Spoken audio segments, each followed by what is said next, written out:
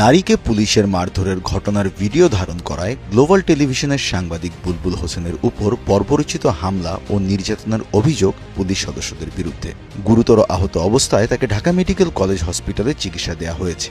এ ঘটনার সুষ্ঠু বিচারের দাবিতে আজ Dhaka metropolitan police DMP commissioner বরাবর একটি লিখিত অভিযোগ দায়ের করেছেন ভুক্তভোগী সাংবাদিক।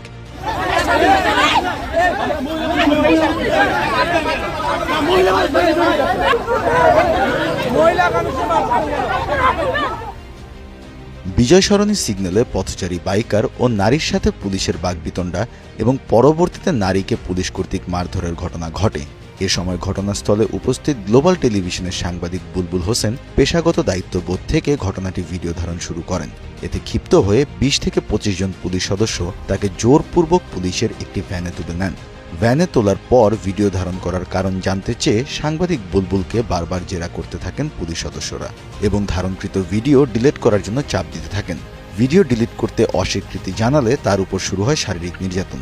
ভুক্তভোগী সাংবাদিক জানান, পুলিশ সদস্যরা তাকে ভ্যানের নিচে মেঝেতে ফেলে বেধড়ক মারধর করেন। এক পর্যায়ে তার মাথায় আঘাত করা হয় এবং বুকের উপর পা দিয়ে চেপে ধরে অমানবিক নির্যাতন চালানো হয়। পরে ঘটনাস্থলে উপস্থিত প্রত্যক্ষদর্শীদের সহায়তায় পুলিশের ভ্যান থেকে তাকে উদ্ধার করে দ্রুত ঢাকা মেডিকেল কলেজ হসপিটালে নিয়ে যাওয়া হয়। ঢামেকের কর্তব্যরত চিকিৎসক জানিয়েছেন, সাংবাদিক বুলবুলের মাথার পেছনে, চোখে এবং বুকে গুরুতর আঘাতের চিহ্ন পাওয়া গেছে।